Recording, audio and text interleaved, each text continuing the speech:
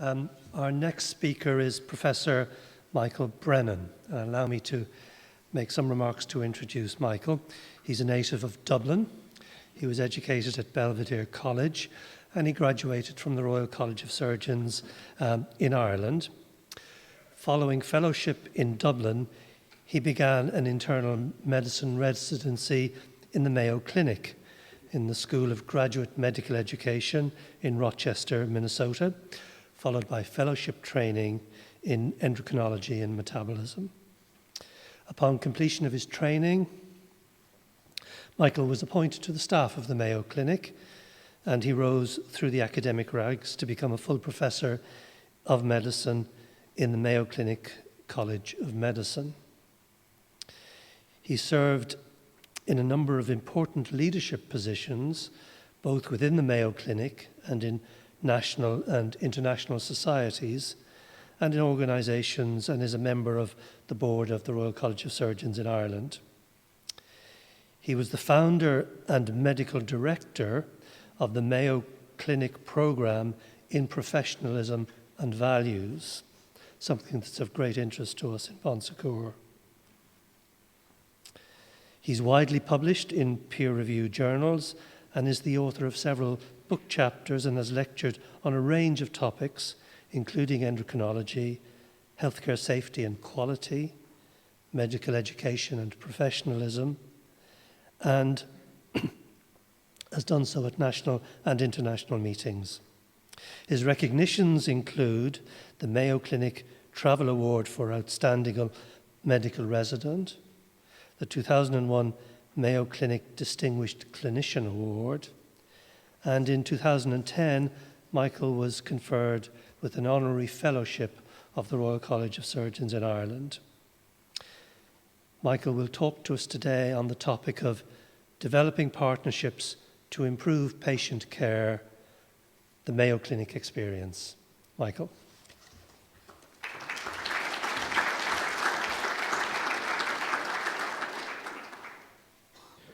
Good morning. Thank you for that kind introduction, Peter.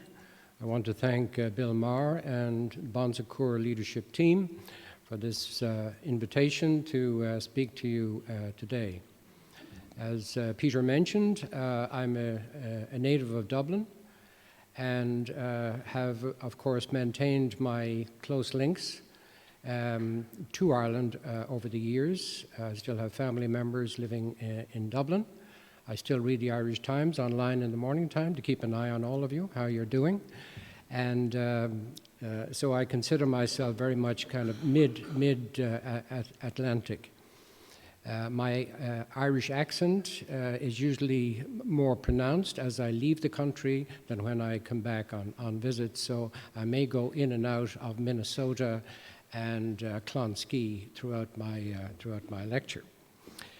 So if I can find my first slide.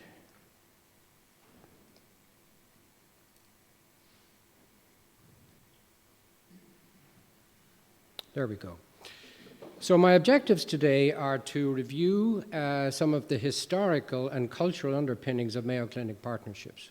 I would say at the start that the history of Mayo Clinic is in fact the history of partnerships that has gone on for 150 years.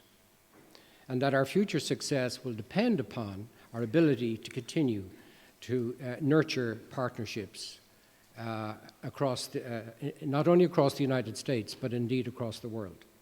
I'd then like to provide some illustrative examples, just a couple of examples, of intramural partnerships that have advanced medical care at Mayo Clinic.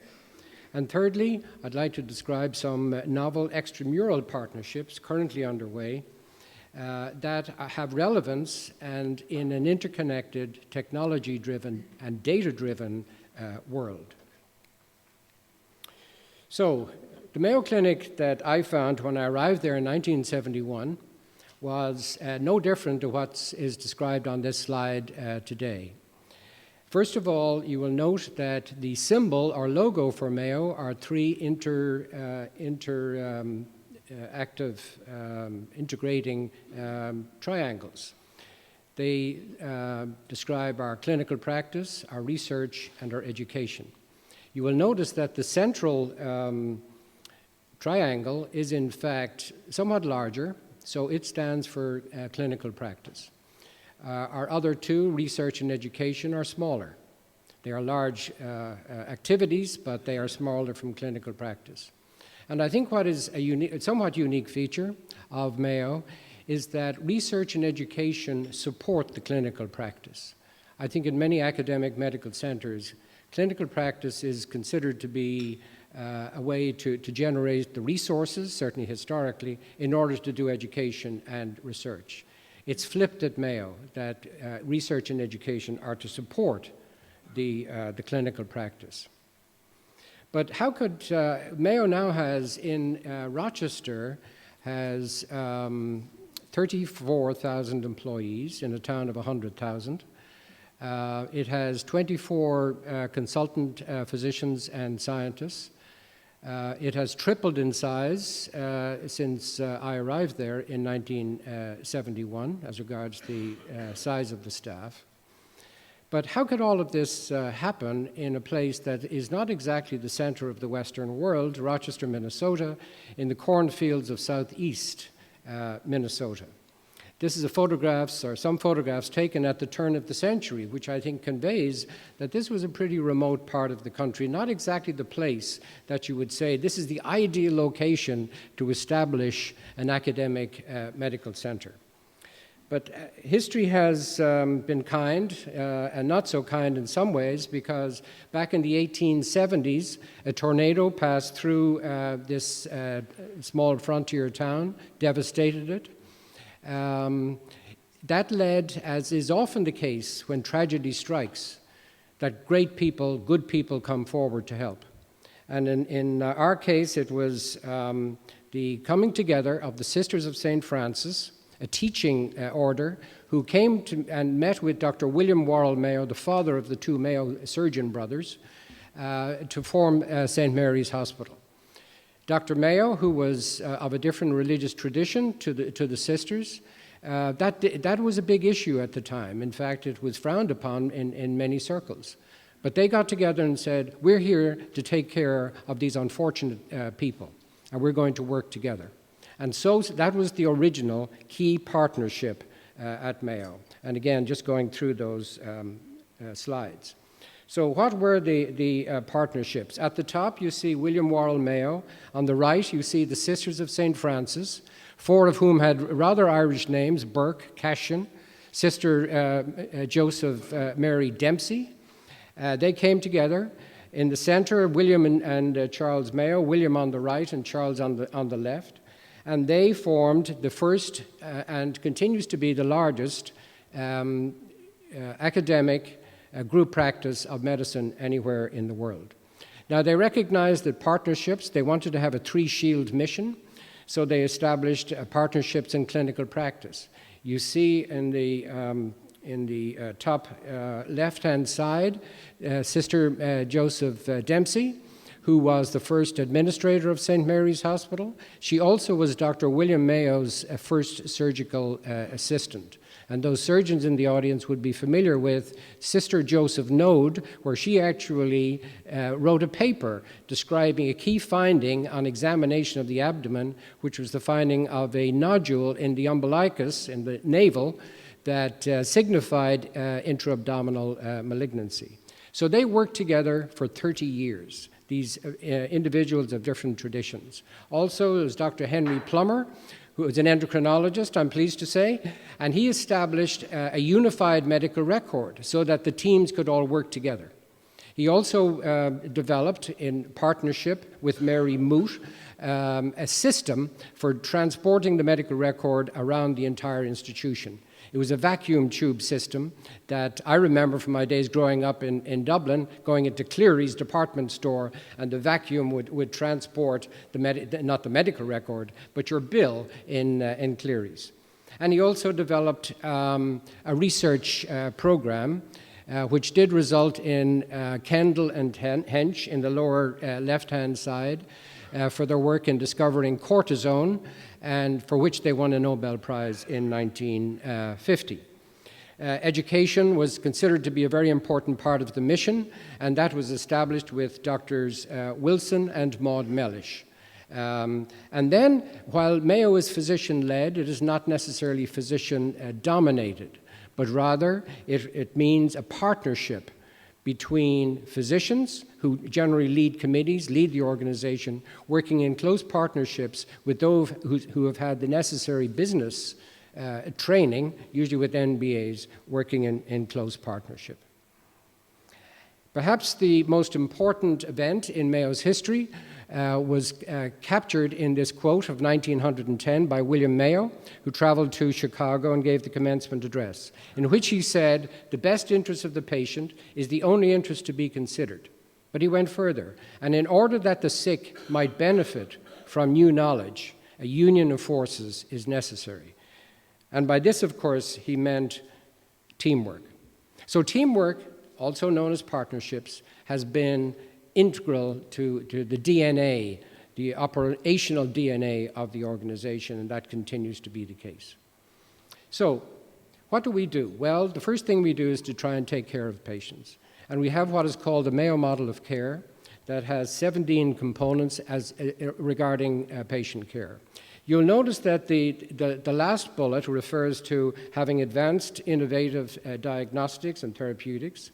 But at the top are the key elements in that it's all about collegial cooperative staff teamwork, partnering with our patients, partnering with our physicians who refer patients to us. So this is a document, a living document, that is known and by all who work at Mayo, and hopefully is demonstrated on a daily basis. So how do these partnerships work? A couple of the intramural partnerships. If you have 2,400 physicians in Rochester and another 2,000 in Jacksonville, Florida, and Arizona, as well as the Mayo Health System, how do you keep the standards of care, the quality issues, the safety? How do you manage all of that so that regardless of where a patient enters the clinic, whether it be in a different state, that they can be assured that they will get similar care to what they're getting if they came in through the doors in Rochester? So obviously we need care process modules. These are to create and connect and apply integrated knowledge across the organization. It's transfer of knowledge to everybody within the organization. So our clinical practice committee determines which clinical conditions warrant such models. And then they identify interdisciplinary teams. They may have surgeons, physicians, pathologists, administrators working on this, and then they come forward with recommendations, and these are then shared widely with every member of the organization. And the implementation is facilitated through process engineering, change management, which is very important. Sometimes it's difficult for physicians to give up on their old practice, so you have to help them to understand the reasons for and how to actually accomplish the needed changes. And these are then published widely in what we call Mailscope. It's an newsletter to provide practice-related information to consultants who need in their job a convenient and efficient way of getting current approaches. Now, in an organization as large as Mayo, we also need to be able to, at the point of service, we need to be able to provide key information. And we have what is called Ask Mayo Expert, which organizes and delivers concise, Mayo Clinic vetted information, medical knowledge, and that is available on our computers in our various offices. The content is written and vetted by Mayo Clinic experts on subject, and each topic provides for frequently asked questions about a condition, as well as the key facts that are known. And these are helpful not only to generalists, but they're also helpful to subspecialists who may be seeing a patient with, say, a cardiac condition, but then finds out, well, the patient also has diabetes. What would be the best approach to manage this? So this is the way that you can get this information in real time. And included in Ask Mayo Expert are care process models, and these topics are continually updated. Another interesting aspect of Mayo has been its willingness, I think, and desire to incorporate knowledge from other disciplines. And in 1948, the Department of Engineering was established, who have, as you see on the slide, skilled machinists, glass blowers, other individuals who can actually develop tools that may not be available on the commercial markets and which would be considered highly desirable to Mayo physicians. They just say, all you need is an idea. If you have an idea, come and talk to us. And there have been great examples of these partnerships. One notable one was the development of the Heartlung bypass machine in the early 1950s. And these were all of the individuals involved. Now, the original, the Gibbon machine, was developed in Pennsylvania, and it I think, broke new ground. But there were real problems with it, and in fact, Gibbon discontinued its use, as I understand it, soon thereafter. One of the problems was that the difficulty in making a clear diagnosis of congenital heart disease back in those days. So Mayo got together all of these experts, and I had the opportunity of meeting with Dr. Earl Wood, who is one of the physiologists, a cardiologist. He was retired, but he told me about those days where they would get together on snowy Minnesota evenings, usually in one or other home, and they would talk through all of this. And they felt this great, it was kind of like the Manhattan Project for medicine at the time. And he said, not only we were driven to do this because we knew that we had so many patients that we could help by getting together and doing this. And he said to me, you know, it confirmed for me that I'd made the right decision by going to medical school. So not only do these things benefit patients, but it gives those who are engaging in partnerships a sense of meaning and purpose in their lives. And is this just some historical event? Well, actually, this is what's occurring today. Here's a photograph of Kevin Bennett and Kendall Lee, an engineer and a neurosurgeon who are working together on deep brain stimulation. Listed down the left side are all of the groups that have been involved in developing this technology and this capability for a number of different neurological conditions. And there are other examples, for example, device for mitral valve repair, respiratory gating for radiology and proton beam therapy, so that, for example, interface safety systems that synchronize the breath hold system while doing proton beam therapy or CT scanning. So there are a number of these. So this is an ongoing process of partnerships. What about partnerships in this interconnected world? Well, I'd like to talk to you about the Mayo Clinic Care Network that was established 3 or 4 years ago. It is now, Mayo partnerships have run the gamut from having good friends so that we always have someone on call in each department who can answer a telephone call from a referring physician no matter where they are in the country. It's a service that we have traditionally provided.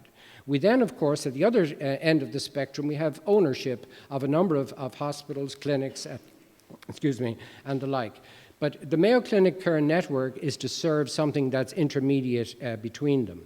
And on the map, you can see the number of hospitals and clinics that have now signed up for the Mayo Clinic Care Network. There are approximately 35, and we are now developing in the international market, in Singapore, in Dubai, and in Mexico. And the plan is to continue these international partnerships. Now, what they are intended to do is to nurture existing relationships with regional, national, and now international partners, and establish these long-lasting collaborative relationships. Bill Maher spoke about the importance of sustaining long-term relationships, and this is what we wish to do. And they're driven by clinically meaningful activity to improve patient care at the various sites around the country and indeed the world. What we look for in establishing these partnerships is, number one, is the culture of the organization consistent with, compatible with Mayo culture and vision and values. We look for strong organizational structure and governance, effective strategic planning processes, and clear leadership direction and management. And the offerings include e-health services, which include asynchronous consultations, so that a physician in one of these provider groups can provide information, subspecialty usually, either cardiology or nephrology and neurology, as well as cancer. And these will be the patient's history, and all of the findings, including all of the imaging studies, will be reviewed within 24 hours, and a report will go back. The e-tumor board, that physicians in these organizations with cancer patients can submit their questions. They can actually be involved live online and present their case to the Mayo e-tumor board, and to try and get some guidance, particularly as regards less prevalent malignancies. There's also knowledge management systems for both continuing medical education for physicians and conferencing, as well as some healthcare consulting that has a list of opportunities for these member groups. So the key to this is actually keeping patients closer to home. And as I listened to Bill Maher talking about the issues of access here in Ireland, clearly there would perhaps be great opportunities to answer many of the questions that 50,000 or 100,000 people who are waiting for an outpatient appointment. Not all of them would necessarily need to have a face-to-face consultation in a tertiary care setting. Many of the questions could be answered very effectively through linking to experts in one of the sites across the country. So the goal is to keep patients close to home. Some may need, following this e-consultation, will need to come, but that, in our experience, has been perhaps 25% of patients, which patients value because it's expensive and difficult to travel across country for care. The Ask Mayo Expert is available as well to all of the members, as well as the healthcare consulting. And finally, Mayo has engaged in a partnership with the United Health Group, which is the largest provider, medical insurance provider in the United States. And this partnership began in 2014 and has resulted in what are called the Optum Labs, located in Cambridge, Massachusetts. And what it is bringing data from various entities, various sources. For example, what Mayo has done is provided de-identified medical information, medical histories, findings, outcomes on 5 million patients. United Health has all of the processing data, insurance data, looking and combining those to really begin to get a better understanding of outcomes of care. And since its founding, there have been up to 20 other organizations, Harvard, Hopkins, MIT, as well as patient advocacy groups, the American Association for Elderly or Retired Persons, and others, and all pooling their data with the goal to try and using informatics to actually be able to get through that data to see what are the best approaches, what are the best outcomes at the least amount of cost. So again, this is a key partnership where everybody is in together across the country to try and deliver better care for all of their patients. So I started out by asking, how could this happen in this remote part of the country? Well, Peter Drucker has already been referred to by Bill. Peter said, culture eats strategy for lunch. You can have all of the strategies, but if you don't have a culture, they'll fall by the wayside. And when we talk about strategy, or when we talk about culture, I like this, the way it was described by Hobel, who's an anthropologist at the University of Minnesota. He said, it's an integrated system of learned behavior patterns, characteristics of the members of a group that involves practices and shared values that are considered just to be the norm for the group of people at the time. So 8 or 9 years ago, the Joint Commission were doing their accreditation survey at Mayo. And they stopped people in the corridors who were wearing a Mayo name tag. They asked everybody, do you know what Mayo's primary value is? They could not find one person who did not say the needs of the patient come first. This is not something that's just on a billboard in entering Rochester. It's actually so deeply ingrained. I heard the first morning I did rounds with the gastroenterologist at Mayo as a resident. And I've heard it every day since. And it is something that is brought into the committee rooms that determine processes, determine the future. The question that always wins the day is, how does this benefit patient care? So it really is about culture. But people might say, well, perhaps it's something in the drinking water in Rochester, Minnesota that you do this. But in actual fact, this culture has been successfully exported across state lines to Arizona and to Florida. Consumer reports that usually reports on automobiles or televisions or the like have a very robust medical quality group. They looked at the quality of care across every teaching hospital in the United States. This was published in 2014. Number 1 was Mayo Clinic Hospital in Phoenix. Number 2 was Mayo Clinic Hospital in Jacksonville. Number 4, we're going to get better, was St. Mary's Hospital in Rochester. Now, that doesn't just happen. I mean, there were 200 plus hospitals assessed. That has to come down to the culture of the organization. And as I've read more about the Bon Secours health system and your culture and your history, clearly you have a great opportunity to be the recognized leader in these islands in delivering patient-centered care through partnerships and through appropriate planning. So I thank you for your attention. Thank you.